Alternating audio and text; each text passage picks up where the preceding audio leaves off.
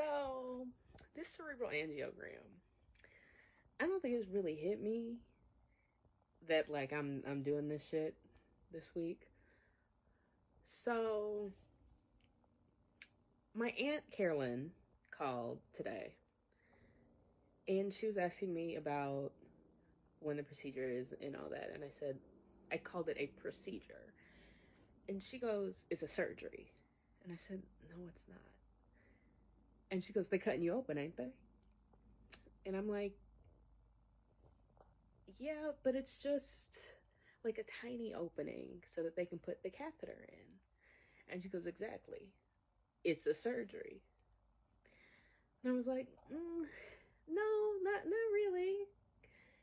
And then I thought about the procedure, because I'm really trying to tell this lady, like, no, it's not a surgery. Like, don't call it that. And I'm thinking about this shit. They really about to put a catheter in my groin or in my wrist, push the little dye through so that they can look at what's going on in my brain.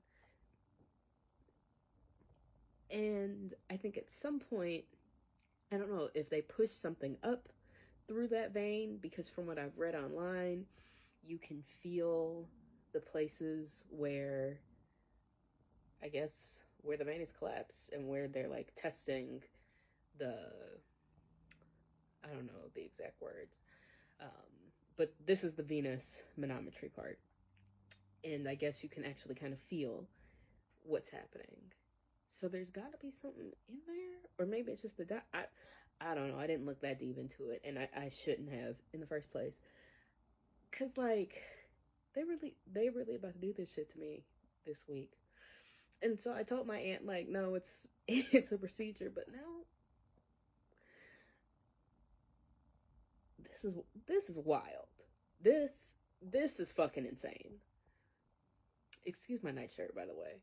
Um, this this is crazy. What? What? This is insane. They are going to go dig in my brain today, and today was the day we were originally supposed to be on a flight to Milwaukee to get ready for our wedding. But instead, they're about to put a catheter in me and go up to my brain.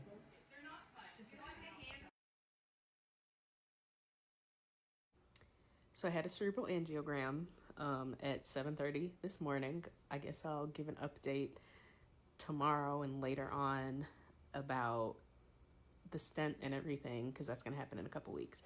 But how this came to be, I had a neuro-ophthalmologist who never looked at my MRI. What I mean by he never looked at my MRI is he never looked at the images. He only read the report. I didn't like him for that reason, among many other reasons. And I got a second opinion from another neuro-ophthalmologist.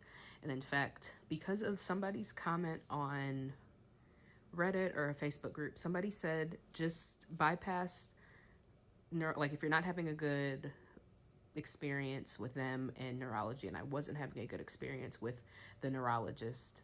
I had a great experience with the neurology nurse practitioner, but she didn't have a lot of experience with IIH. Like, she's been fantastic for migraines and just helping me with my medication management.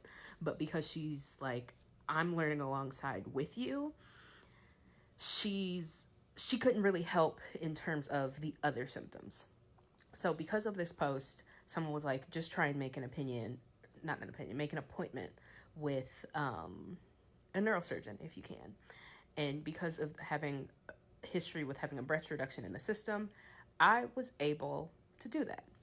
And so being able to do that, I had 3 or 4 different neurosurgeons look at my MRIs. They look at my MRIs, all of them, 4 fucking people said, your MRI shows transverse sinus stenosis.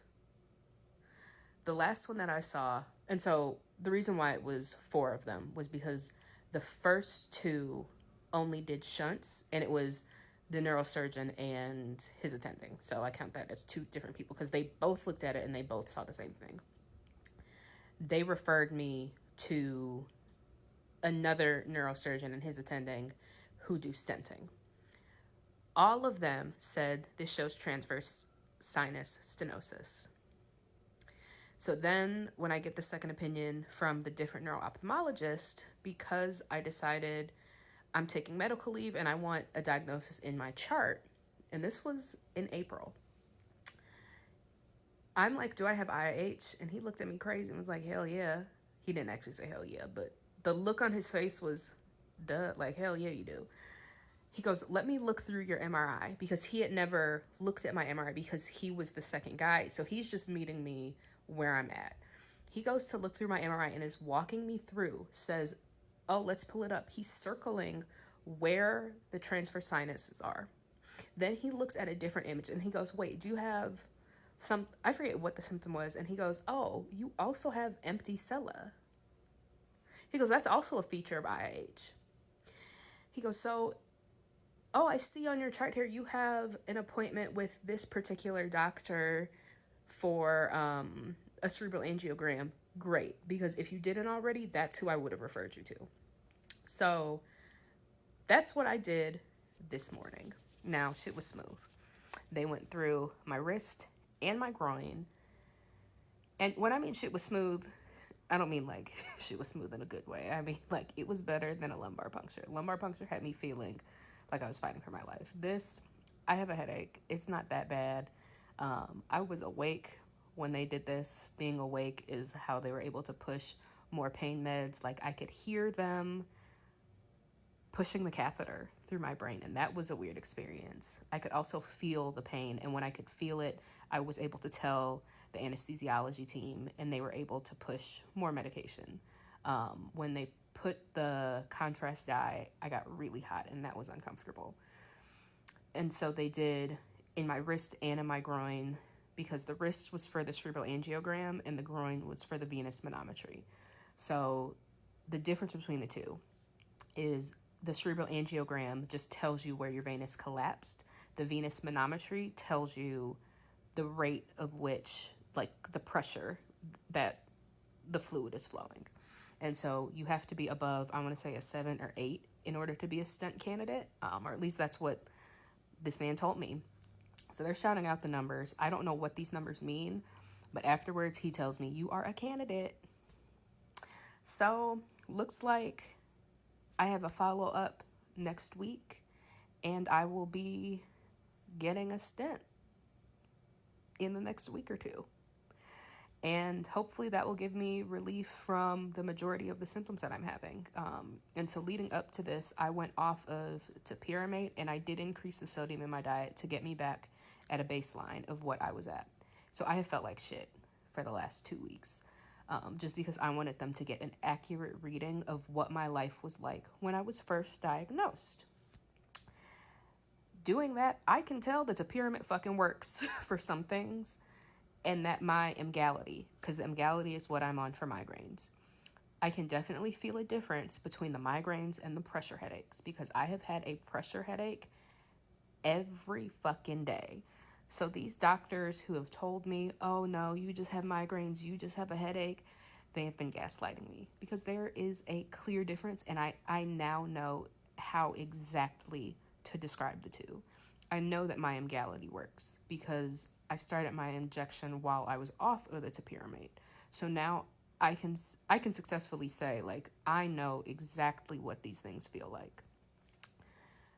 But I do not recommend going off medication on your own. I did this under the guidance of the neurosurgeon and the neurologist. So, like, this wasn't just, like, me making some shit up off of the internet. Like, I did do this under the advice of a doctor.